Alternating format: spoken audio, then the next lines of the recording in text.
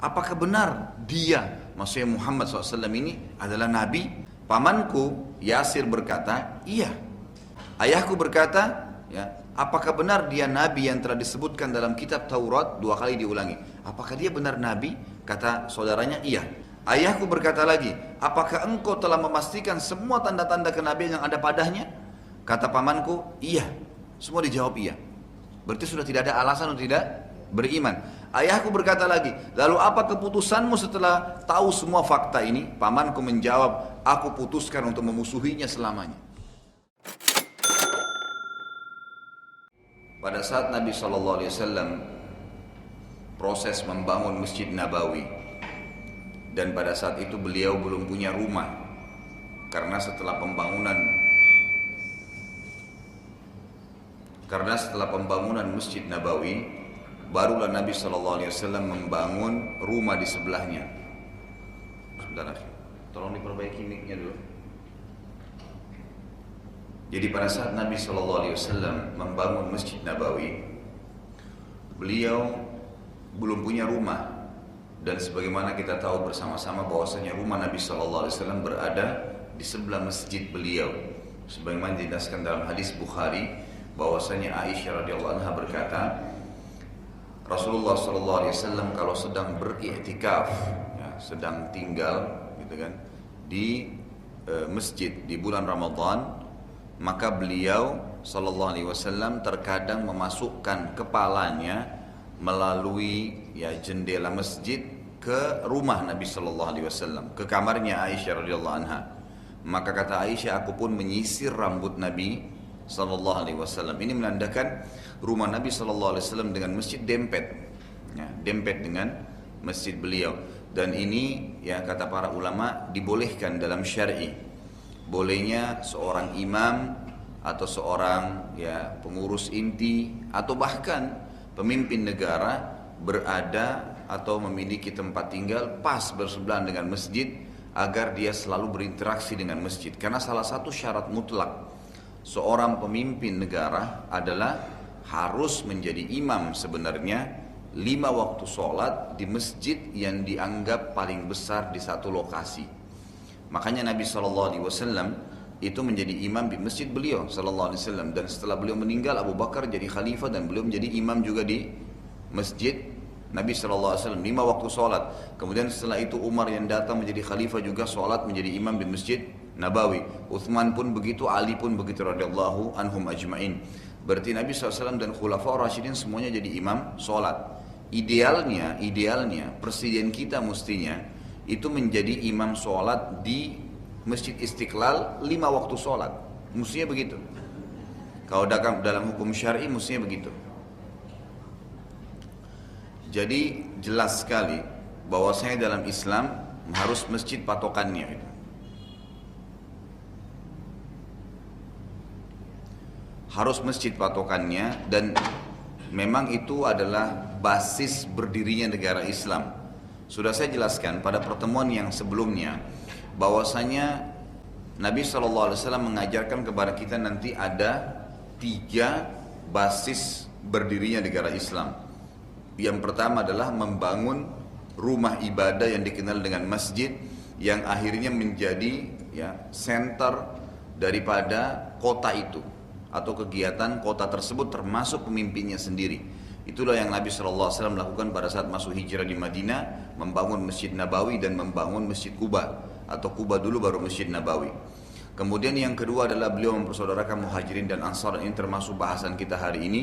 Dan yang ketiga adalah beliau menulis muahadah, kesepakatan dengan orang-orang kafir yang ada di Madinah ya untuk sama-sama membela kota Madinah pada saat Madinah itu diserang.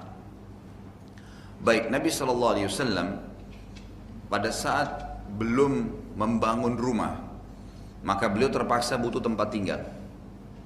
Karena butuh tempat tinggal, maka dan belum dibangun rumahnya, baru masjid sementara dibangun, beliau terpaksa nginap di rumah salah satu sahabat yang mulia. Dan pada saat itu beliau memilih rumah sahabat yang terkenal bernama Khalid bin Zaid, atau terkenal dengan julukannya Abu Ayyub Al-Ansari. Abu Ayyub Al-Ansari. Jadi Nabi SAW sempat menjadi tamu di rumah sahabat ini. Abu Ayyub Al-Ansari ini yang terkenal dan sudah pernah saya titik beratkan kisahnya.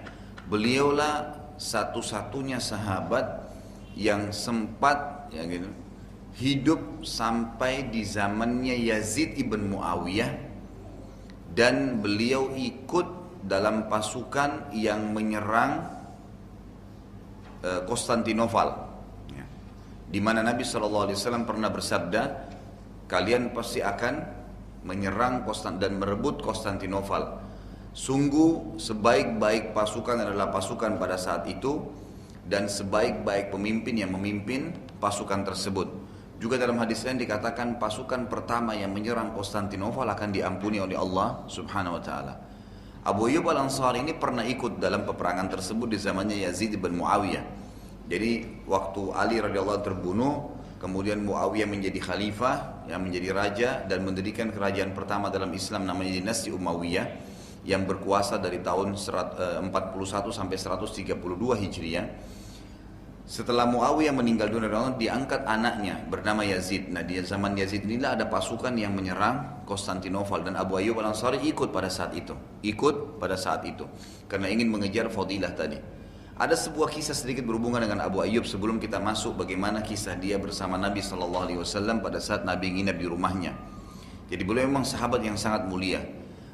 Saya jauh ke depan pada saat beliau akan meninggal dunia, beliau ikut pasukan dengan Yazid menyerang Konstantinopel. Pada saat pasukan itu sudah mendekati benteng Konstantinopel, walaupun pada saat itu muslimin tidak menang, karena Konstantinopel itu dibebaskan oleh Sultan Muhammad Fatih di dinasti ya Utsmaniyah nantinya di tahun 1453 Masehi ya, 1453 Masehi.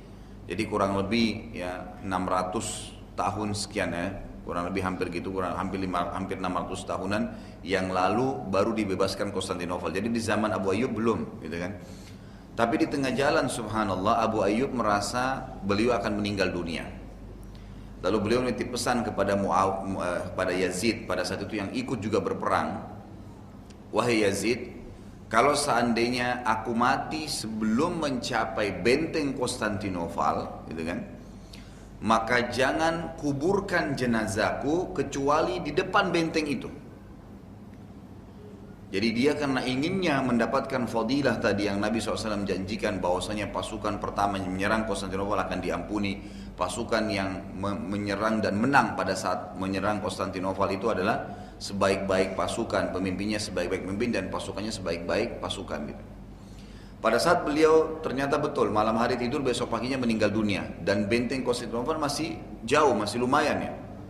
Maka Yazid pun menjalankan wasiatnya, karena pada hari itu Yazid sudah ingin menyerang Konstantinopel sampai ke bentengnya.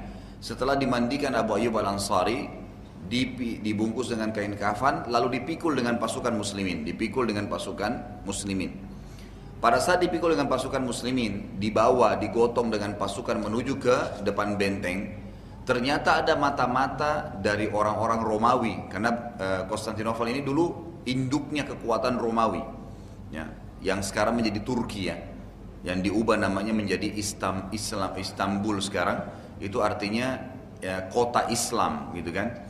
Istanbul, bulu itu kan kota, jadi itu diubah oleh Sultan Muhammad Fatih dari Konstantinopel menjadi Istanbul. Baik, waktu itu ada mata-mata dari Romawi yang masuk ke pasukan umat Islam untuk mencari tahu, gitu kan, untuk mencari tahu tentang kekuatan umat Islam. Waktu dicari tahu kekuatan umat Islam, mereka kaget si mata-mata ini dengan menggunakan pakaian seperti umat Islam. Kok di tengah-tengah pasukan Islam itu ada jenazah yang sedang dipikul? Biasanya kalau ada pasukan prajurit yang mati dikubur aja terus ditinggalin gitu. Ini kenapa jenazahnya dipikul gitu? Mata-mata Romawi ini sempat bertanya kepada salah satu umat Islam di situ, jenazahnya siapa itu? Karena dia berpakaian seperti orang Islam, dia menggunakan bahasa Arab mata-mata ini, maka dikira dia bagian dari pasukan umat Islam. Lalu orang Muslim tadi, pasukan Muslim ini bilang, apa kau tidak tahu itu? Itu sahabat Nabi Muhammad SAW, Abu Ayyub Al-Ansari. Lalu kata si mata-mata, kenapa kok jenazahnya dipikul? Kata ya orang Islam tadi, karena dia titip pesan kepada Amir Mukminin, ya Khalifah Yazid, bahwasanya dia tidak mau dikuburkan kecuali di depan benteng Konstantinopel karena inginnya ya mendapatkan fadilah tadi. Maka mata-mata Romawi kembali kepada Raja Romawi lalu berkata begini, kayaknya kita nggak bisa kalahin umat Islam.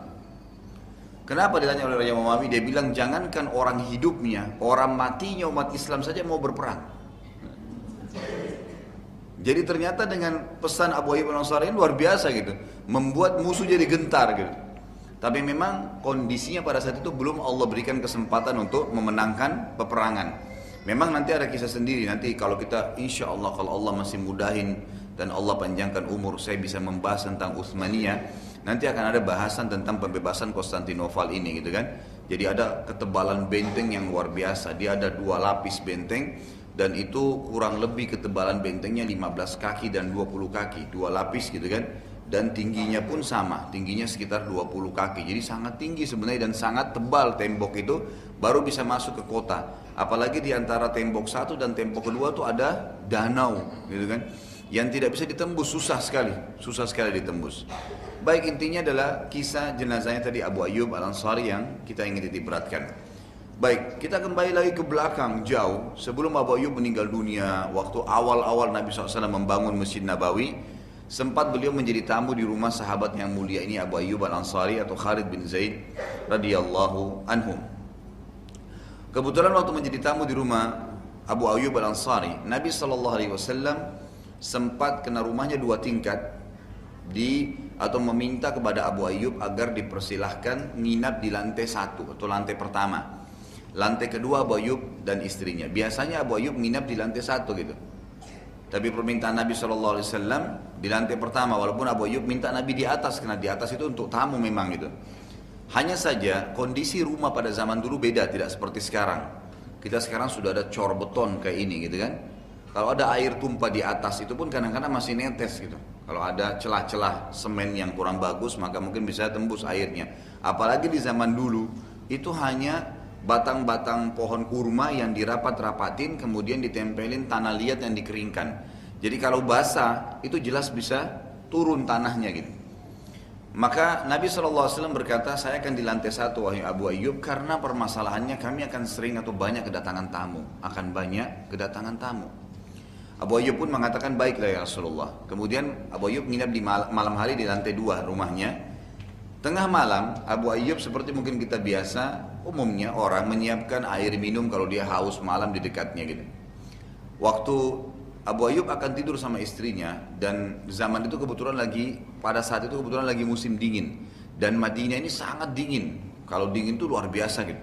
Ya, waktu kami masih mahasiswa di sana itu kalau musim dingin bisa mencapai 5 derajat, 4 derajat, dingin sekali.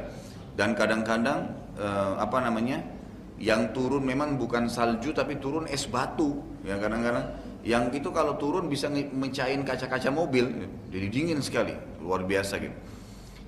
Nah intinya pada saat itu lagi musim dingin dan Abu Ayyub Al-Ansari radhiyallahu anhu dan istrinya radhiyallahu anha sedang tidur memakai selimut, tidak sengaja tangannya kesentuh kendi air yang ada di sebelahnya, airnya tumpah. Waktu tumpah, tanah liat yang dijadikan sebagai lantai di lantai 2 itu tadinya kering menjadi basah. Dan saking khawatirnya ya, Abu Ayyub Al-Ansari radhiyallahu anhu ini saking khawatirnya air itu tembus dan kena Nabi SAW, maka beliau dengan istrinya semalam suntuk sibuk mengeringkan air itu dengan selimut yang mereka pakai. Jadi sudah kedinginan, selimutnya dipakai dan semalam suntuk sibuk, takut Nabi SAW kena tetesan air. Ini luar biasa gitu. Ya, ini salah satu pelajaran besar bagaimana cinta para sahabat kepada Nabi SAW. Ini cinta yang sebenarnya. Di zaman beliau masih hidup, mereka sudah berkorban seperti ini. Keesokan harinya, Abu Ayyub Al-Ansari menceritakan kepada Nabi SAW kejadian tersebut. Lalu berkata, ya Rasulullah, gitu, kami semalam terjadi seperti ini. Maka kami khawatir gitu. Lebih baik anda yang tidur di atas. Maka Nabi SAW pun setuju tentunya dengan pindah ke lantai atas. Tapi di sini yang kita lihat adalah bagaimana pengorbanan Abu Ayyub Al-Ansari dan namanya beliau adalah Khalid ibn Zaid. Baik.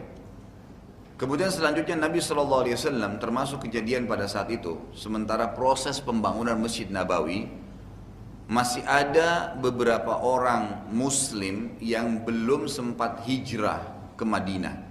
Itu tepatnya adalah anak-anak Nabi SAW dan juga anaknya Abu Bakar. Beliau sempat mengutus Zaid bin Harithah, sahabat Nabi yang mulia radhiyallahu anhu, yang sudah pernah kita bahas kisahnya. Beliau diberikan julukan anaknya Nabi SAW. Ini sebenarnya budak, Zaid bin Harithah bekas seorang budak yang pernah dibeli oleh Khadijah radhiyallahu anha di Mekah, kemudian dihadiahkan untuk Nabi SAW, lalu Nabi SAW bebaskan, dan sempat namanya karena cintanya Nabi kepada dia diganti menjadi Zaid bin Muhammad sampai turun ayat Al-Quran. Dan sudah pernah saya bahas masalah ini. A'udzubillahi minasyaitonirrajim. Ma kana Muhammadun aba ahadin min rijalikum walakin Rasulullah wa khataman nabiyyin. Muhammad bukanlah ayah seseorang di antara kalian, tapi dia adalah utusan Allah dan penutup para nabi.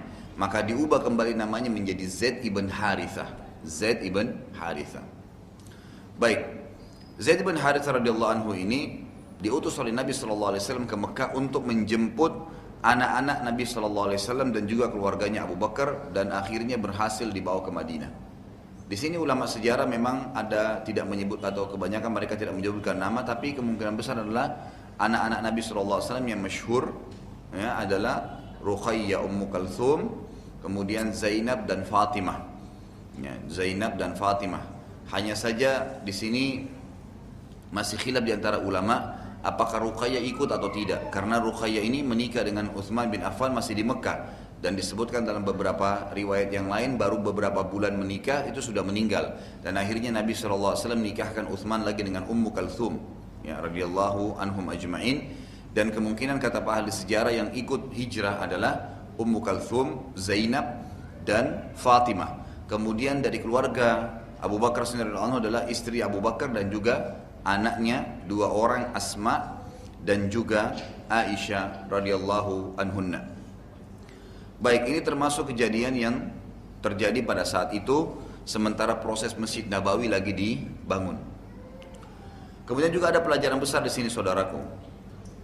Ada hadis Nabi SAW yang berbunyi, dan ini juga sudah pernah saya titik beratkan, mudah-mudahan Bapak masih ingat, saya ingatkan kembali. Membangun masjid itu fadilahnya sangat besar. Dan ini Nabi SAW lakukan pada saat saya katakan tadi, ya, begitu masuk ke Madinah, membangun pondasi asas negara Islam adalah masjid dulu, kemudian mempersoalkan Hadirin Ansar dan muahadah untuk mencatat kesepakatan dengan orang-orang kafir. Masjid ini selain daripada memang basis umat Islam bertemu, juga yang membangunnya dapat fadilah. Sebagaimana sabda Nabi SAW, man bana masjidan lillahi banallahu lahu baitan fil jannah. Siapa yang membangun untuk Allah masjid di muka bumi, Allah akan bangunkan baginya istana di surga. Baik kita menyumbang total masjid semua, atau kita nyumbang sebagian, baik itu materi ataupun tenaga, sama. Sebagaimana sabda Nabi SAW, siapa yang membangun masjid di muka bumi sebesar cakaran kaki burung di tanah, maka Allah akan membangunkan baginya istana di surga. Jadi Bapak Ibu sekalian, kalau seandainya ada masjid di sekitar rumah kita lagi dibangun, maka ikutilah dan contohilah para sahabat ridwanullahi alaihim. Pada saat lagi dibangun Masjid Quba dan Masjid Nabawi, mereka selain membantu materi, mereka juga membantu fisik dan tenaga, termasuk mengangkat batunya, mungkin mengangkat kaleng-kaleng catnya kalau kita sekarang. Itu semua berarti juga punya andil dalam pembangunan masjid tadi. Jadi tidak selamanya berbentuk materi uang, gitu kan. Ini juga semua pelajaran yang bisa kita ambil dari pembangunan Masjid Nabawi. Baik, ada sebuah kisah yang menarik pada saat itu. Di proses ini ya, sementara proses pembangunan Masjid Nabawi belum selesai masjidnya. Dan pada saat itu Masjid Nabawi sangat sederhana, masih sangat sederhana. Ada seorang pendeta Yahudi atau salah satu pendeta Yahudi yang pemimpin pendeta Yahudi di Madinah, namanya Abdullah bin Salam radhiyallahu anhu. Orang-orang Yahudi ini, saudaraku, tahu kebenaran tapi tidak mau mengimani.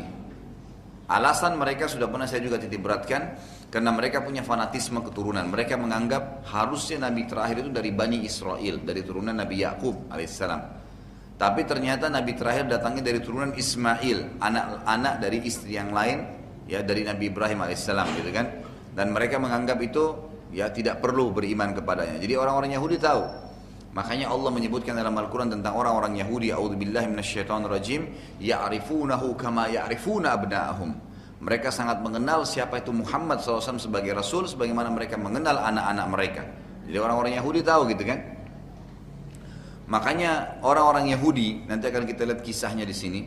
Mereka tahu kebenaran tapi mereka menolak. Dan Abdullah bin Abbas radhiyallahu anhuma, sahabat Nabi yang mulia, pada saat menafsirkan surah Al-Fatihah, ghairil maghdubi alaihim waladdallin, bukan orang-orang yang kau murkahi Allah dan bukan orang-orang yang sesat. Beliau mengatakan orang-orang yang dimurkahi Allah, maghdubi alaihim adalah Yahudi dan dallin adalah Nasrani. Kenapa beliau mengatakan begitu? Beliau mengatakan karena orang-orang Yahudi tahu kebenaran tapi nggak mau diikutin, maka Allah murka pada mereka. Dan orang-orang Nasrani tidak tahu kebenaran tapi mau disebarin, maka mereka adalah orang yang dhal, orang-orang yang sesat, gitu kan? Tapi inti bahasan adalah orang-orang Yahudi tahu kebenaran, mereka tidak mau beriman. Baik. Salah satu fakta bahwasanya orang Yahudi seperti itu sifatnya adalah riwayat Abdullah bin Salam radhiyallahu anhu, dan ini juga disebutkan oleh Imam Bukhari dalam kitabnya. Saat Nabi SAW tiba di Madinah, banyak kelompok dan individu yang ingin bertemu dengan Nabi SAW. Di antaranya adalah salah satu pendeta Yahudi yang bernama Abdullah bin Salam radhiyallahu anhu. Abdullah bin Salam bercerita tentang dirinya sendiri. Dalam riwayat Bukhari ini dia cerita begini. Saat Nabi SAW tiba di Madinah, aku sedang berada di rumah khalatiku. Khalati ini saudari dari ibu, ya, adiknya ibu atau kakaknya ibu yang perempuan. Dalam bahasa Arab dipanggil khalati, ya, tanteku gitu kan. Dan ini saya selalu sarankan juga dalam pengajian-pengajian. Mudah-mudahan kita bisa menerapkan, ya, kalimat-kalimat bahasa Arab dalam kehidupan kita itu sangat baik. Ya, kalau dari keluarga ayah, laki-laki dipanggil, kalau paman dari ayah itu dipanggil am. Ya, kalau paman saya berarti ammi, kan biasa gitu. Kalau saudari perempuan, tante dari ibu dikatakan ammah atau ammati, ya kan gitu. Kalau saudara ibu itu dikatakan laki-laki khal, kalau perempuan khalah. Kalau kita mau mengatakan om saya dari ibu, kita mengatakan khali. Kalau tante dari ibu, kita mengatakan khalati. Makanya ada hadis Nabi SAW yang berbunyi, al-khalatu bimanzilatil Tante itu dari ibu adalah posisinya sama dengan ibu. Jadi kalau ibu kita sudah meninggal, kita wajib bakti dengan saudarinya ibu kita, gitu kan? Penggantinya ibu, adik atau kakaknya. Jadi kita bisa kejar surga dari tante dari ibu itu, gitu kan? Dan posisi dalam bakti dengan ibu ini lebih dekat pada saat kita bakti dengan saudarinya, kakak atau adiknya. Baik. Kata Abdullah bin Salam, saya lagi di rumah khalatiku atau adik ibuku. Lalu aku bertakbir dengan suara keras sambil berkata Allahu Akbar. Abdullah bin Salam teriak dengan keras karena Abdullah bin Salam ini kepalanya pendeta. Dan dia sudah tahu, sangat tahu bahwasanya di Madinah ini dan orang-orang Yahudi hijrah ke Madinah tujuannya karena mereka tahu nih Madinah adalah mahjurun Nabi, tempat hijrahnya Nabi terakhir nanti. Dan pada saat mereka atau Abdullah bin Salam mendengar ada Nabi di Mekah keluar dan ciri-cirinya semuanya ada pada, ya, diri Nabi Muhammad SAW, ciri Nabi terakhir yang disebutkan dalam Taurat, maka Abdullah bin Salam bertakbir karena memang ini kesempatan beriman gitu.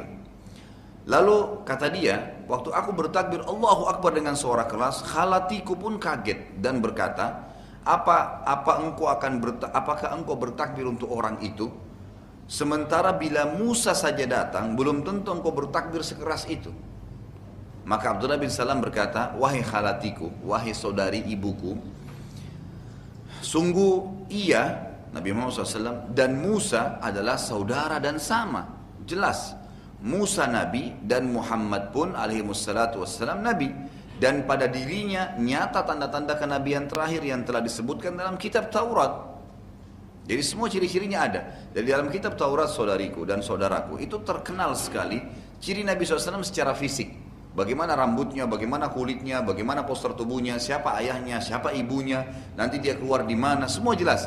Dan yang paling jelas adalah dia akan hijrah ke kota Madinah, dan kota Madinah disebutkan ciri-cirinya. Penuh dengan pohon kurma, penuh dengan batu-batu hitam yang tajam dan seterusnya, semua ciri-ciri disebutkan. Dan itu sudah ada pada Nabi SAW, dan hijrah pun ke Madinah sudah terbukti gitu. Maka khalatiku berkata, kata si Abdullah bin Salam radhiyallahu anhu ini, coba pastikan info itu. Aku lalu menemui Nabi SAW dan memastikan semua ciri-ciri Nabi terakhir yang disebutkan dalam Taurat, termasuk adanya tanda kenabian di pundak sebelah kanannya. Dan sudah pernah kita beratkan ya, semua Nabi itu diberikan oleh Allah SWT tanda di pundak sebelah kanannya, bentolan seperti daging berwarna merah yang ada dikerumuni atau dipenuhi dengan bulu-bulu, gitu kan. Tapi ini ya nabi-nabi dan memang sampai Nabi Muhammad SAW. Jangan sampai sekarang ada bapak-bapak di sini ada bentolan lalu ngaku nabi, gitu kan. Sudah nggak nyambung karena Nabi SAW adalah penutup para nabi, gitu. Baik, setelah memastikan itu, ya, kata dia, maka aku pun mengikrarkan 2 kalimat syahadat, langsung masuk Islam. Lalu aku berkata pada Nabi SAW, wahai Rasulullah, tolong rahasiakan masuk Islamku ini, karena orang-orang Yahudi, ini kata Abdullah bin Salam pendeta mereka. Apa yang dia katakan, dan ini berlaku sampai hari kiamat, sifat orang Yahudi sama, subhanallah, gitu kan. Orang-orang, karena sungguh Yahudi adalah suku yang suka berkhianat. Tetapi anda boleh memanggil pemimpin-pemimpin Yahudi dan tanyakan pada mereka tentang siapa aku dan bagaimana kedudukanku di hadapan mereka. Sementara anda sudah mengumpulkan seluruh masyarakat Madinah. Jadi Abdullah bin Salam ini ingin mengatur sebuah strategi, ingin menjebak orang-orang Yahudi agar beriman pada Nabi SAW. Bagaimana caranya? Dia bilang pada Rasulullah SAW, wahai Rasulullah, rahasiakan masuk Islam saya ini. Nanti anda kumpulkan seluruh masyarakat Madinah, lalu undang pendeta-pendeta mereka datang yang paling mereka hormatin. Kemudian tanya tentang aku kepada mereka, pendeta-pendeta ini di hadapan seluruh masyarakat Madinah. Siapa itu Abdullah bin Salam? Gitu. Tanyakan kedudukan aku di mata mereka seperti apa. Lalu Nabi SAW memanggil semua pimpinan Yahudi dan mengumpulkan masyarakat Madinah. Abdullah bin Salam radhiyallahu anhu sembunyi di belakang tembok masjid agar tidak diketahui oleh Yahudi kalau ia sedang hadir dan mendengarkan dialog mereka dengan Nabi SAW. Saat Yahudi tiba, orang-orang yang pendeta Yahudi ini tiba, Nabi SAW menawarkan Islam. Masuk Islam lah kaum Yahudi. Kalian mengetahui saya adalah seorang Nabi. Buktinya jelas, disebutkan 1, 2, 3. Argumen Nabi SAW jelas semua. Artinya kalau orang-orang pendeta pasti masuk Islam lah pada saat itu. Tetapi ternyata mereka menolak. Karena mereka sudah sepakat, gitu kan. Kalau Nabi terakhir bukan dari Bani Israel, kita nggak akan beriman. Walaupun itu benar. Bayangin tuh, ya. Luar biasa keras kepalanya mereka. Lalu, ya, Nabi SAW berkata kepada mereka, kalau begitu, bagaimana pendapat setelah mereka nolak Islam, ya? Bagaimana pendapat kalian tentang Abdullah bin Salam? Serentak semuanya bilang, ia adalah tuan, pemimpin, dan orang yang paling alim di antara kami. Jadi pendeta-pendeta Yahudi memuji siapa? Abdullah bin Salam ini. Jadi mereka memastikan memang itu orang yang luar biasa. Disebutkan ya 3 poin ya. Dialah tuan kami, tuan, pemimpin, dan orang yang paling alim di antara kami. Tidak ada yang lebih menguasai agama kami dari dia. Artinya orang ini luar biasa, Abdullah bin Salam. Nabi SAW punya alasan nih kenapa bertanya. Karena Abdullah bin Salam ada di belakang tembok sudah masuk Islam tadi. Waktu Nabi SAW bilang begitu, Abdullah bin Salam keluar dari belakang tembok. Lalu dia berkata depan mereka orang Yahudi. Karena Abdullah bin Salam tahu dengan cara begini mungkin mereka mau masuk Islam. Kalau mereka hanya tahu sekedar begitu saja, mereka akan bilang, oh, Abdullah bin Salam memang sudah disihir, sudah dipengaruhi, sudah di segala-galanya. Abdullah bin Salam lalu keluar dari tempat sembunyi dan berkata dengan depan mereka dan disaksikan oleh seluruh masyarakat Madinah waktu itu yang dikumpulkan oleh Nabi SAW, aku bersaksi dari orang yang berhak disembah kecuali dan Muhammad benar-benar utusannya. Syahadat depan mereka. Serentak seluruh pendeta Yahudi yang hadir bilang apa? Dialah orang yang paling bodoh di antara kami, dia orang yang paling pendusta. Padahal baru tadi dipuji. Begitu caranya gitu, luar biasanya mereka gitu. Lihat bagaimana kedustaan orang-orang Yahudi. Pernah hampir kasus yang serupa dan Abdullah bin Salam juga menjebak mereka. Ada satu tokoh orang Yahudi dalam hadis Bukhari dikatakan pernah berzina dan hukum di Taurat, di Injil, di Quran sama. Kalau orang sudah menikah namanya muhsan, ya, itu hukumnya dirajam. Gitu kan, hukumnya dirajam. Kecuali kalau dia sempat taubat, memang tidak ditahu oleh pemerintah dia taubat, itu lain. Kadang-kadang juga kalau kayak di Saudi diterapkan hukum sekarang, kalau dia sudah berzina pun dia taubat maka umumnya dimaafin. Tapi kalau tidak, tetap dia mengotot, tetap dia ulangin, sudah ditangkap, diingatin, diulangin lagi besok maka dirajam, gitu kan. Sekarang hukumnya dirajam, tapi orang ini tokoh masyarakat Yahudi, mereka nggak mau terapin hukum. Bagaimana caranya? Mereka cari jalan nih. Maka mereka bilang, kayaknya lebih tepat kalau kita pergi ke Nabi ini. Maksudnya Nabi Muhammad SAW. Mereka tahu ini Nabi tapi nggak mau beriman. Sementara kan Nabi SAW berkata apa? Tidak ada seorang pun dalam hadis sahih riwayat Imam Muslim dari Yahudi, Nasrani, ya, Majusi atau orang-orang yang menyembah selain Allah SWT, disilakan Majusi, menyembah api, menyembah pohon, menyembah segala, yang mendengarkan aku diutus menjadi Nabi, sudah dengar, tidak usah bicara lihat, dengar aja. Dan dengar ini artinya di ujung dunia pun kalau dia sudah dengar, ini kena hadis ini. Tidak ada seorang pun Yahudi, Nasrani, Majusi yang mendengarkan saya diutus menjadi Nabi dan mereka tidak beriman pada saya dan mereka meninggal dalam keyakinan tersebut kecuali pasti menjadi penghuni neraka. Artinya pasti masuk neraka karena walaupun mereka ngaku beriman sama Allah, walaupun mereka mengikuti Musa, walaupun mereka mengikuti Isa. Bahkan Nabi SAW mengatakan dalam hadis lain, demi jiwa aku di tangannya, kalau seandainya Musa hidup sekarang, maka Musa akan menjadi pengikutku. Jangankan orang Yahudi, Musa pun alaihissalam kalau hidup dia pasti akan milih menjadi pengikut Nabi Muhammad SAW karena Musa adalah Nabi di satu komunitas saja Bani Israel kan. Sementara Nabi Muhammad SAW adalah Nabi untuk seluruh alam semesta. Wa ma arsalnaka illa rahmatan lil alamin. Kami tidak utus kaum Muhammad kecuali petunjuk bagi seluruh alam semesta ini. Baik, orang-orang Yahudi ini dengan menolak, mereka tidak mau. Satu kali ada pimpinan mereka berzina, mau dihukum, ini pimpinan, bagaimana caranya gitu? Maka mereka mau merekayasa hukum supaya tidak dirajam, gitu kan? Ada dalam Taurat. Mereka datang ke masjid Nabi SAW dan berkata, wahai Muhammad, apakah kau punya hukum yang kau milikin dari Allah? Mereka tahu itu dari Allah, gitu kan? Yang menjelaskan bagaimana hukumnya kalau seseorang yang sudah menikah berzina. Kata Nabi SAW, sama hukum dalam Al-Quran kami dengan yang di Taurat kalian, dirajam. Kata mereka begini, kami nggak temukan dalam kitab kami ada kata rajam, gitu kan? Abdullah bin Salam nih, sahabat tadi yang jadi pendeta mereka masuk Islam, hadir di situ. Abdullah bin Salam bilang, coba baca dalam surah ini, dalam ayat ini, di kitab Taurat. Orang-orang Yahudi begitu lihat Abdullah bin Salam, dia tahu nih, ini orang hafal Taurat. Dibuka Taurat, kemudian pendeta yang sedang baca, itu menutup dengan ibu jarinya kata-kata rajam. Dibacalah ayat itu, kalau orang berzina sudah menikah begini, hukumlah, ya, sesuai dengan hukum Allah. Tapi bunyi ayatnya, hukumlah dengan rajam sesuai hukum Allah. Kata rajamnya ditutup dengan ibu jarinya, dilewatin sama dia. Abdullah bin Salam datang ke situ, diangkat ibu jarinya. Kamu lupa baca ini. Akhirnya orang-orang Yahudi dipermalukan sendiri gitu. Mereka pulang dan itu cuma ditutup sama jarinya. Itu luar biasa gitu. Dan itu berlaku sampai sekarang. Mereka luar biasa gitu orang Yahudi ini. Makanya dalam hadis lain kata Nabi SAW, kalau ada, gitu kan, 12 orang saja dari orang Yahudi ini, ditunjuk orang-orang Yahudi di Madinah, yang beriman pada saya, maka semua Yahudi bisa beriman. Saking susahnya Yahudi masuk Islam gitu. Mereka nggak mau, fanatik yang salah gitu, yang masuk Islam dari orang Yahudi berapa orang saja gitu. Kalau nggak salah di kalangan sahabat Yahudi itu mungkin cuma 4 atau 5 orang maksimal. Jadi kata Nabi SAW, kalau 12 orang beriman, maka semua Yahudi bisa masuk Islam. Tapi dasarnya memang susah gitu.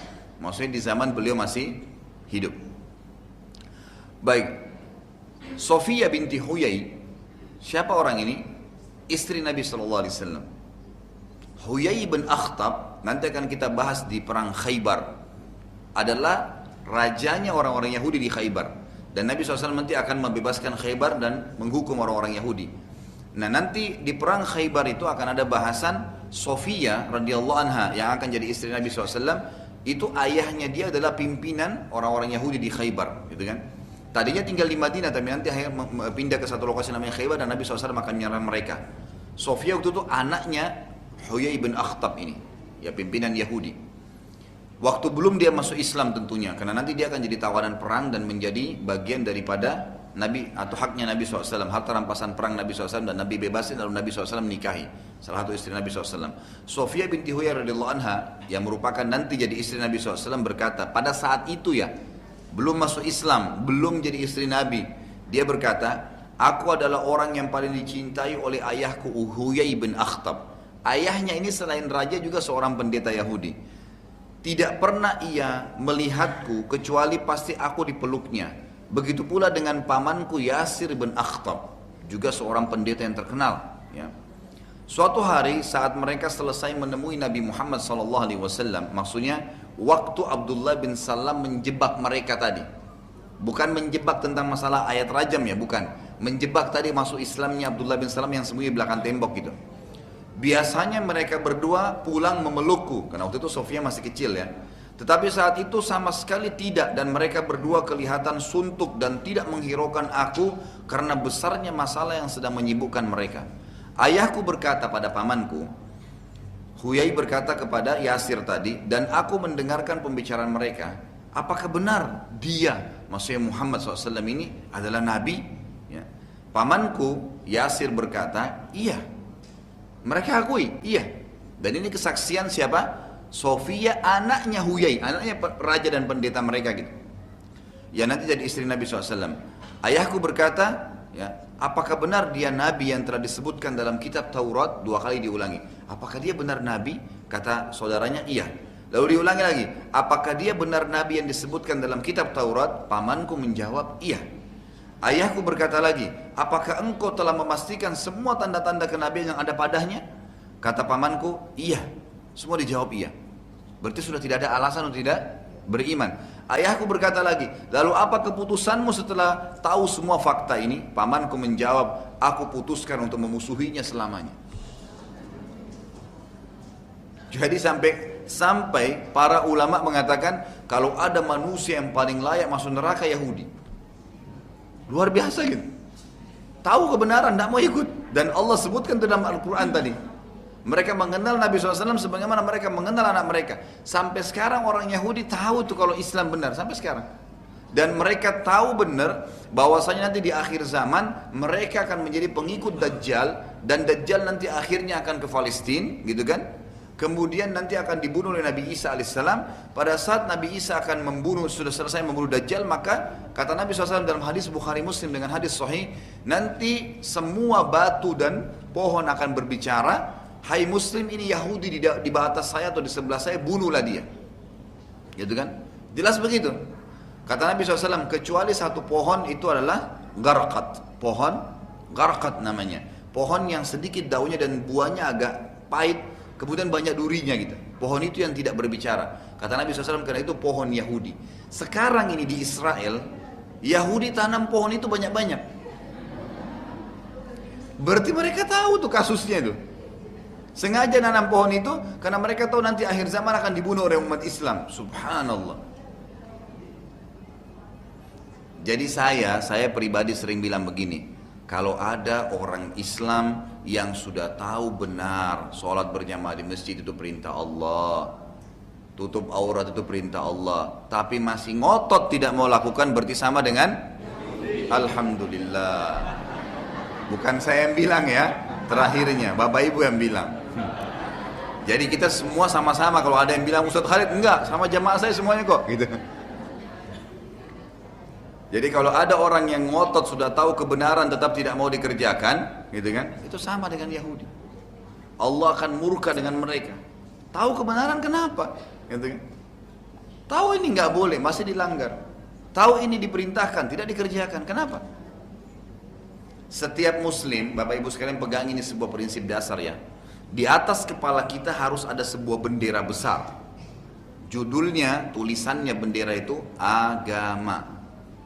Islam tentunya ya. Semua yang apapun Bapak Ibu mau kerjakan, mau nikmatin, mau tinggalkan, kembali ke sini. Yang agama bolehkan, halalkan, nikmatin. Yang agama haramkan, tinggalkan. Targetnya bendera ini adalah akhirat. Mengerjakan apapun, menikmatin apapun yang halal karena akhirat, mau dapat pahala di sana. Meninggalkan apapun yang haram tadi karena akhirat. Ingat, agama kita sudah sempurna, tidak butuh bantuan dan penjelasan agama lain. Semua yang halal kata Nabi SAW, innal halala bayyin wa innal harama bayyin. Wa bainahuma umurun mushtabihat. Semua yang halal sudah jelas, Allah sudah paparkan dan saya sudah sampaikan. Semua yang haram sudah jelas. Dan di antaranya ada hal-hal yang samar-samar. Siapa yang menyelamatkan dirinya dari hal yang samar-samar, dia telah menyelamatkan kehormatan dirinya dan agamanya. Siapa yang sengaja jurumuskan dirinya pada hal yang syubhat, halal enggak ya? Maka dia telah menjurumuskan dirinya pada hal yang haram.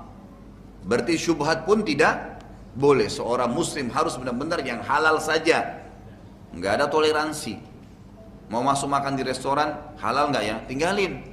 Emang kenapa kalau enggak makan di sana? Enggak apa-apa, gitu kan? Pergaulan ini boleh enggak ya? Oh, ini boleh enggak ya? Enggak boleh. Atau boleh, ya sudah tinggalin. Kata Nabi SAW, siapa yang sengaja jurumuskan dirinya pada hal yang syubhat samar-samar, dia telah menjurumuskan dirinya pada hal yang haram. Seperti seorang pengembala domba yang membawa domba-dombanya ke ladang yang rumputnya lebih tinggi daripada domba-dombanya sehingga dia tidak tahu domba mana yang dicuri oleh serigala. Begitu orang yang syubhat. Sedikit syubhat, dan seterusnya. Sebagaimana juga sabda Nabi SAW sama, kalau sudah tahu kebenaran Bapak Ibu sekalian, lakukan. Nikmati yang halal. Pada saat Allah mengharamkan sesuatu, maka Allah membukakan yang lain halal banyak. Allah haramkan babi, dari sisi lain kambing halal, sapi halal, ayam halal, semua seafood halal, gitu kan, yang di laut. Kenapa harus babi? Allah haramkan khamar. Kenapa harus masih cari yang lain sementara ada susu, ada sirup, ada air putih, ada banyak yang lain. Ada hadis Nabi SAW, dosa itu, ya katanya kalau kita sudah tahu ini nggak boleh, tetap dikerjain. Atau misalnya, dan tidak taubat ya, atau misalnya ada perbuatan yang besar kalau kita tidak kerjakan. Kata Nabi SAW, ibaratnya dosa-dosa itu seperti seseorang atau sekelompok kaum yang mampir di sebuah padang pasir, kemudian mereka butuh ya api untuk membakar, ya untuk memasak, ya untuk membakar roti mereka. Maka setiap orang di antara mereka mengumpulkan ranting-ranting yang kecil, ranting kecil dikumpul-kumpulin sampai jadi banyak. Kemudian mulailah mereka membakar ranting tersebut. Tadinya kalau satu ranting tidak mampu untuk membakar roti, kan gitu. Tapi karena ranting-ranting ini ya dikumpulin dan dibakar karena banyak, akhirnya bisa keluar api yang besar dan bisa membakar roti tadi. Begitu perumpamaan dosa yang terus ditumpuk-tumpukin. Awalnya kecil, tapi kalau lama-lama kecil, akhirnya kata Nabi SAW bisa memusnahkan dia. Ini pelajaran besar Bapak Ibu sekalian. Jangan pernah contoh Yahudi yang sudah menghancurkan dan menghilangkan masalah iman mereka kepada Allah, dan juga mereka menghilangkan urusan akhirat mereka. Pernah juga Nabi SAW bertanya kepada mereka, dan ini nanti akan kita sebutkan riwayatnya juga di perang Khaybar. Salah satu wanita Yahudi pernah meletakkan racun di makanan Nabi SAW. Lalu yang terjadi, Nabi SAW waktu makan cuil daging itu, kebetulan Nabi SAW paling gemar dengan kambing dicuil, kemudian beliau makan, masukkan di mulutnya. Sahabat-sahabat juga mulai makan, baru mau masuk di mulut mereka, kata Nabi SAW, tinggalkan, tahan tangan kalian, jangan makan. Loh, kata sahabat, ya Rasulullah, kami berperang 43 hari mengepung Khaybar, kelaparan, makanan kurang, kenapa kami nggak boleh makan? Kata Nabi SAW, tahan tangan kalian, panggil pendeta-pendeta Yahudi di benteng ini, datang semua pendeta Yahudi. Kata Nabi SAW, hai orang-orang Yahudi, saya mau tanya pada kalian, apakah kalian akan jawab jujur? Kata mereka, tentu kami akan jujur. Ada 3 pertanyaan Nabi SAW. Yang pertama kata Nabi, siapa kakek kalian? Kebetulan orang-orang Yahudi yang ada di Khaybar itu kakeknya ada si fulan, orang tertentu yang terkenal sangat lemah secara fisik, tidak punya keberanian, tapi terlanjur jadi raja gitu. Itu kakeknya mereka. Tapi orang-orang Yahudi di situ malu menisbatkan diri ke orang ini, dicari kakek yang lain yang bukan kakek mereka langsung, dikatakan fulan bin fulan. Dan ini jadi rahasia yang luar biasa, tidak ada yang tahu. Nabi SAW datang wahyu menyampaikan kepada beliau, Jibril datang menyampaikan, kakeknya mereka si fulan. Kata Nabi SAW, dimulai dulu, siapa kakek kalian? Mereka bilang si fulan dan bin fulan, ya orang-orang yang kuat dan perkasa. Kata Nabi SAW, kalian sudah bohong tuh. Kakek kalian fulan bin fulan yang lemah tuh. Mereka kaget, kok Nabi tahu gitu kan? Baik, kemudian kata Nabi SAW, wahai Yahudi yang kedua kali, apakah kalian akan jujur kalau saya tanya sesuatu? Kata mereka, iya tentu saja. Kata Nabi SAW, siapa penghuni neraka Apa kata Yahudi? Orang-orang Yahudi, ini hadis Bukhari ya. Kata orang Yahudi apa? Kami masuk duluan. Ini kata Yahudi. Kami masuk duluan di neraka, lalu kemudian digantikan oleh kalian, maksudnya umat Islam. Ini hadis Bukhari. Kata Nabi SAW apa? Tidak, kalian sudah bohong. Kami demi Allah, ini berita gembira buat kita ya, busyra ya, berita gembira. Kata Nabi SAW, kami demi Allah tidak akan menggantikan kalian di neraka. Sudah bohong yang kedua kali. Lalu kata Nabi SAW yang ketiga kali, wahai Yahudi, jujur nggak kalau saya tanya lagi? Kata orang Yahudi, tentu saja. Kalau kami bohong, pasti Allah akan beritahukan kepada anda sebagaimana Allah memberitahukan anda tentang dua kejadian tadi sebelumnya. Mereka tahu ini Rasulullah, Allah sampaikan, tapi nggak mau masuk Islam gitu. Bayangin tuh luar biasa keras kepalanya kan. Maka kata Nabi SAW, apakah kalian letakkan racun di makanan ini? Nabi sengaja nggak nanya langsung tadi, dua pertanyaan dulu karena sudah terbukti bohongnya. Gitu. Kalau langsung ke racun ini mereka bilang tidak, selesai kan gitu. Tapi sudah terjebak dua kali, jadi orang Yahudi ternyata harus dijebak dulu. Jadi kalau ada umat Islam yang juga suka dijebak dulu baru ngaku, berarti sama dengan Alhamdulillah. Kebongkar berarti ya. Jadi nggak usah tunggu dijebak dulu. Enggak kok saya nggak buat. Kamu buat kok. Saya lihat. Enggak demi Allah. Nanti digebukin baru mau ngaku. Gitu. Kata Nabi SAW, kalian letakkan enggak racun di sini? Mereka bilang iya. Gitu kan? Lalu orang-orang Yahudi bilang iya ya. Mereka ngaku akhirnya. Dan akhirnya mereka mengatakan apa? Dari mana anda tahu ada racun di situ? Nabi SAW angkat paha kambing itu yang sedang mereka kasih racun. Nabi SAW mengatakan dalam hadis Bukhari ya, akhbarani hadadh dhira, yang memberitahukan saya bahwa ada racun adalah paha kambing ini. Ngomong dengan Nabi, ya Rasulullah saya diracuni. Itu mujizat Nabi SAW. Antara mujizat Nabi SAW adalah daging itu berbicara dengan Nabi SAW, gitu kan. Tapi ini kita ambil kisah bagaimana luar biasanya ya orang-orang Yahudi dengan keras kepala mereka. Baik. Yang kedua yang Nabi SAW lakukan dalam pondasi negara Islam di Madinah adalah persaudaraan antara muhajirin dan ansar. Ini juga saya katakan ya, Bapak Ibu yang punya usaha, punya instansi, yang mau memimpin negara, apa saja kita kerjain. Termasuk dalam rumah tangga sebenarnya yang lebih kecil lagi, gitu kan. Pertama sekali kita lakukan ada tempat ibadah. Di rumah pun itu bagusnya kalau ada kotak musola. Mungkin kita pakai sholat malam, kan gitu. Kita pakai sholat duha, sholat sunnah. Karena Nabi SAW mengatakan apa? Semua sholatnya seorang muslim lebih afdal di rumahnya kecuali 5 waktu sholat. Gitu. Artinya yang wajib ya, maksudnya sunnah-sunnah ini. Ya. Jadi kita dianjurkan itu. Kalau kita punya instansi, punya masjid, punya musola, tempat umat Islam berkumpul, sekolah, ada masjidnya, gitu kan? Karena Nabi SAW bangun itu dulu, basisnya umat Islam untuk ketemu. Yang kedua adalah persaudarakan antara orang yang sudah lama dengan orang yang baru. Ini yang Nabi SAW lakukan, pegawai lama sama pegawai baru, siswa lama dengan siswa baru, kan gitu. Anggota keluarga lama dengan anggota keluarga baru. Persaudarakan mereka, perkenalkan, persatukan. Nabi SAW perlakukan itu. Jadi semua muhajirin dari Mekah, sahabat-sahabat ya yang hijrah, itu dipersaudarakan dengan orang-orang Ansar di Madinah dengan ukhuwah Islamiyah, persaudaraan Islam. Apa asasnya? Ya, itu adalah saling mencintai karena Allah dan berpisah juga karena Allah. Artinya betul-betul saya memilih orang ini sebagai saudara saya muslim karena ibadahnya. Dan kita dianjurkan Bapak Ibu sekalian dalam agama Islam, dan cukup banyak hadis berbicara masalah ini. Kalau kita lihat seseorang yang ibadahnya bagus, tentu ini sesama jenis. Garis bawahi kalimat ini ya. Laki-laki sama laki-laki, perempuan sama perempuan. Kita disunnahkan mencari siapa orang yang baik ibadahnya, lalu kita datang dan mengucapkan di depan dia, saya mencintai kamu karena Allah. Sesama, Alhamdulillah. Jangan lagi bilang ya, Ustaz Khalid bilang kita saling mencintai ya. Lalu bapak-bapak datang ke ibu-ibu, saya cintai kamu karena Allah gitu. Kecuali kalau suami istri lain. Karena contohnya adalah sesama jenis. Ini penting sekali. Maka pernah ada seorang sahabat dalam hadis Bukhari berkata, ada orang yang sholatnya bagus sekali sahabat gitu kan, luar biasa khusyuknya. Lalu ada seorang sahabat ngomong di sebelah Nabi SAW, saya suka orang ini karena Allah, saya cinta dia karena Allah, karena ibadahnya bagus gitu. Lalu kata Nabi SAW, kejarlah dia dan ucapkan di depan wajahnya. Dan kita disunnahkan kalau ada seseorang mengatakan uhibbuka fillah, kalau perempuan uhibbuki fillah.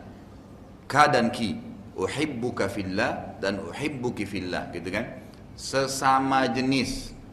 Saya ulangi terus kalimat ini, gitu kan? Saya cintai kamu karena Allah. Dan yang sedang menerima kalimat tersebut membalas mengatakan ahabbakallahu alladhi ahbabtani fihi. Semoga Allah mencintai kamu yang telah membuat kau mencintai aku karena dia. Ahabbakallahu alladhi ahbabtani fihi. Kalau perempuan, ahabbakillahu alladhi ahbabtani fihi. Diucapkan kalimat ini, gitu kan?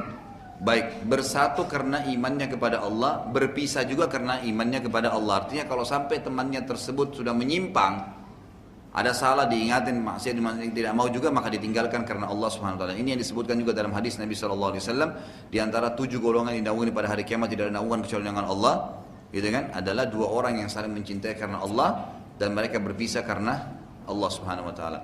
Dan ini penting sekali ya, penting sekali untuk mencari tahu atau mencari seorang teman yang bagus ibadahnya. Kalau kita berdua jalan pakai baju koko atau berdua jalan pakai kudung besar atau pakai jilbab, beda dengan kalau kita sendirian. Kalau kita bertiga, beda dengan kalau kita 1 orang. Kita ber-10 orang lebih lain lagi, percaya diri lebih ada, gitu kan? Baik, setelah membangun masjid, Nabi SAW lalu mengeluarkan keputusan penting kedua, yaitu mempersaudarakan antara Muhajirin dan Ansar. Sa'ad radhiyallahu anhu, saat yang terkenal pimpinan orang-orang Ansar di Madinah, dipersaudarakan oleh Nabi SAW dengan Abdurrahman bin Auf radhiyallahu anhu. Tentu banyak sahabat yang bersaudarakan ya, si fulan dengan si fulan, si fulan dengan Nabi tunjukin gitu. Kebetulan yang paling banyak diangkat oleh ahli sejarah adalah kisah 2 orang sahabat ini, karena dua-duanya adalah orang yang kaya. Dan Nabi SAW memang dalam persaudaraan ini biasanya mempertemukan status sosial. Gitu kan, orang kaya sama orang kaya, orang miskin sama orang miskin. Bukan berarti tidak boleh miskin sama kaya, bukan berarti itu. Tapi untuk mempermudah mereka untuk saling berkorban.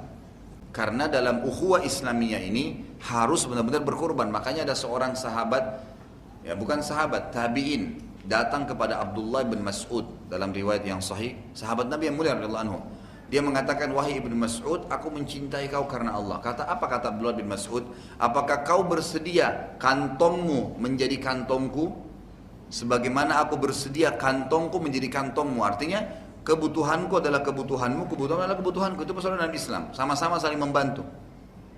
Maka orang itu mengatakan, tidak, saya tidak bersedia. Kata Abdullah bin Mas'ud, kalau gitu pergilah. Jangan bersaudara dengan saya. Gitu kan? Karena nggak bisa. Ukhuwah Islamiyah harus didukung. Ya, sahabat yang benar adalah sahabat yang berkorban untuk kita, gitu kan? Makanya jenjang sosial juga berpengaruh. Jenjang sosial juga berpengaruh di sini. Tapi sekali lagi bukan berarti tidak boleh, gitu kan? Tapi lebih tepat. Ini contoh dari Nabi SAW bagaimana beliau saudarakan antara Sa'ad radhiyallahu anhu, saat ini orang kayanya Madinah. Semua perkebunan kurma di Madinah setengahnya punya dia, gitu kan? Waktu Nabi SAW bersaudarakan dengan Abdurrahman bin Auf. Siapa Abdurrahman bin Auf? Abdurrahman bin Auf adalah sahabat Nabi yang terkaya di Mekah, sejajar dengan Uthman bin Affan, orang kaya raya gitu. Tapi waktu beliau hijrah ke Madinah, hartanya banyak diambil oleh orang-orang Quraisy Mekah, ditinggalin rumahnya, kekayaannya, juga termasuk istrinya tidak mau masuk Islam, maka ditinggal di Mekah. Jadi beliau datang ke Madinah itu sendirian. Kalau anak-anaknya tidak ada penyebutan dalam riwayat, saya juga tidak tahu, tapi istrinya jelas tidak mau masuk Islam gitu. Berangkatlah ke Madinah lalu dipersaudarakan dengan Sa'ad. Begitu Nabi SAW menunjuk, hai Sa'ad, kau bersaudara mulai hari ini dengan Abdurrahman bin Auf. Sa'ad radhiyallahu anhu karena ingin menunjukkan cintanya karena Allah, dia mengatakan, wahai Abdurrahman, saya punya 2 orang istri. Yang kalau seandainya kau suka salah satunya silakan lihat, maka saya akan ceraikan, lalu kau nikahi salah satunya setelah masa iddahnya.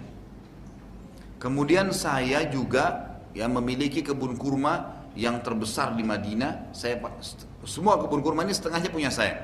Maka saya siap mulai sekarang bagi 2. Kalau kita katakan kebun kurma, Bapak Ibu sekalian, saya tidak tahu Bapak Ibu kalau umroh itu dijelasin nggak di jalanan biasa kalau terus ini. Kalau saya bimbing umroh itu saya jelasin panjang lebar. Di antaranya sebenarnya di Saudi sampai hari ini, dari zaman Nabi dulu sampai sekarang gitu kan, orang dilihat kayanya itu dari banyaknya kebun kurmanya. Jadi bukan dari mobilnya, bukan dari rumahnya. Karena pohon kurma satu tuh mahal sekali dan perawatannya susah. Jadi kalau dia punya kebun kurma itu berarti orang kaya raya tuh di Madinah. Sampai sekarang di Jazirah Arab umumnya ya, orang kalau punya kebun kurma itu berarti orang kaya gitu. Jadi dia bilang, setengah perkebunan kurma di Madinah, Madinah besar sekali gitu kan, dan terkenal seluruh Madinah itu penuh dengan pohon kurma sampai hari ini. Maka saya akan bagi dua. Kalau kita prediksi setengah Bekasi Barat ini penuh dengan pohon kurma gitu kan, lalu dibagi dua sama orang ini. Luar biasa kalau punya uang 20 miliar, 10 miliar buat kamu, langsung kaya raya seketika.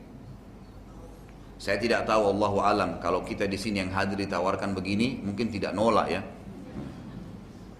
Sendirian dikasih istri satu, silakan tunjuk yang mana kau mau. Yang kedua, setengah harta saya silakan punya kamu. Tapi Abdurrahman ibn Auf adalah sahabat Nabi yang mulia dan semestinya kita menjadi seperti orang ini gitu. Jangan terlalu mudah dikasih ya, atau kadang-kadang minta aja. Enggak, ada harga dirinya gitu kan. Hati-hati membuka pintu minta-minta ya. Sedangkan kita ditawarin aja, kita kalau sudah tidak punya hajat atau kita masih punya, katakan oh tidak, terima kasih, saya nggak butuh sekarang. Itu penting dalam Islam ya, karena itu akan menjaga hubungan kita dengan orang. Ada orang subhanallah bukan lagi ditawarin, tapi dia begitu masuk rumah, bagus ya saya bawa ya, langsung dibawa. Nah ini yang ketawa-ketawa di belakang tahu sifatnya gitu kan. Jadi jangan sampai begitu ya. Abdurrahman bin Auf mengatakan apa? Semoga Allah memberkahi kamu di keluargamu. Kan ditawarin baik tadi ya. Nikahi salah satu istri saya. Kata Abdurrahman, semoga Allah berkahi kamu di keluargamu. Artinya semoga keluarga kamu penuh berkah, kamu tetap tentram dengan kedua istrimu, anak-anakmu juga akan baik, semuanya diberkahi gitu kan. Dan semoga juga Allah berkahi kamu di hartamu. Semoga jadi tambah banyak hasilnya gitu. Apa kata Abdurrahman? Tunjukkan untuk saya pasar di Madinah. Itu saja yang saya butuh. Maka Abdurrahman di sini radhiyallahu anhu saya bilang, ya, sampai dipuji oleh Nabi SAW karena sifatnya itu luar biasa. Dan ini pelajaran besar Bapak Ibu sekalian. Jangan pernah memulai usaha kecuali dengan cara seperti Abdurrahman contohkan. Bagaimana itu? Modal utama Abdurrahman saudaraku bukan duit, bukan materi, tapi modal awalnya Abdurrahman adalah ya, amanahnya. Dia jujur. Itu modal dasar. Kalau itu dalam hati kita sudah ada, kita sudah tahu kita akan jujur, maka pasti Allah akan bukakan banyak pintu.